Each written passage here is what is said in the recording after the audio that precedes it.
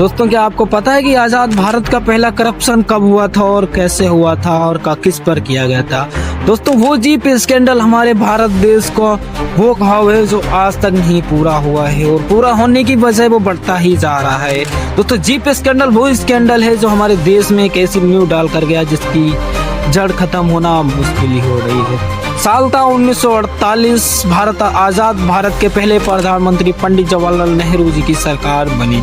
India vs Pakistan के बीच एक जंग छिड़ी हुई थी। भारत के सैनिकों को जीपों की सख्त जरूरत थी, तो वीके कृष्णा मेनन लंदन के हाई कमिश्नर थे जो पंडित जवाहरलाल नेहरू जी को फोन लगाते हैं, जीपों के लिए मांग रखते हैं। तो उनके फोन लगाने के बाद पंडित जवाहरलाल नेहरू जी ने फौरन 80 लाख रुपए ट्रांसफर कर दिए थे। वो 80 लाख रुपए आज 2026 में तकरीबन 600 लाख से 800 लाख के बीच बनते हैं। वो jeep scandal V K Krishna Menon ने किसी गुमनाम कंपनी को 2000 कारों का ऑर्डर दिया गया था, जिसमें सिर्फ और सिर्फ 153 ही कारें हमारे देश को आई थी और वो इस हालात में थी जिस हालात में हम भारत के सैनिक उसको यूज भी नहीं कर सकती थी। सोचिए, 80 लाख रुपए का घोटाला और 2000 कारों में से सिर्फ और सिर्फ 153 कारें आई हों और ऐसी हालात में जो हमारी सैनिक उनको यूज भी नहीं कर सकती थी। और कई रिपोर्ट्स ने उनको मद्देनजर रखते हुए पूरी तरह से प्रूफ कर दिया था कि इस घोटाले के मुख्य रूप से वीके कृष्णा मेनन जी ही हैं, पर उनको सजा मिलने की बजाय उनको भारत का रक्षा मंत्री बना दिया गया था। आखिरकार इस केस को दबाने की कोशिश किसने की थी?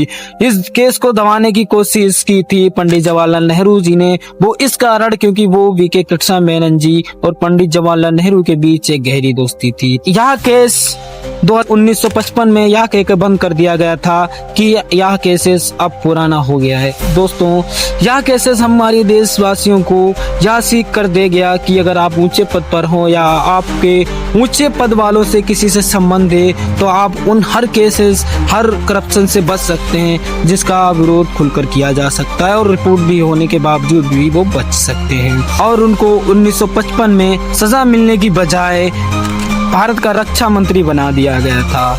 सोचिए जरा, जिस व्यक्ति को मिलनी चाहिए थी उसी देश के हाथ में देश सौंप दिया गया था, वो भी रक्षा मंत्री के पद पर। तो वो आजाद भारत का पहला घोटाला ऐसा था जो हमारे भारत की नींव डाल कर गया। शायद उस समय वीके कृष्णा मेनन जी को कड़ी सी कड़ी सजा दी जाती तो शायद आज वो रूप हमारे देश में नहीं आता।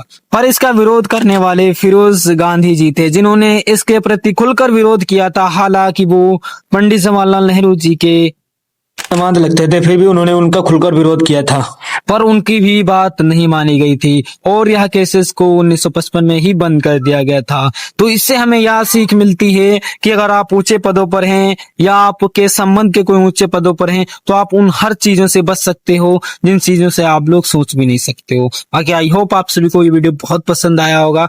बाकी ऐसी बातों के लिए हमें सब्सक्राइब करें एंड इतिहास के कुछ पन्ने पढ़ने में सहयोग करें।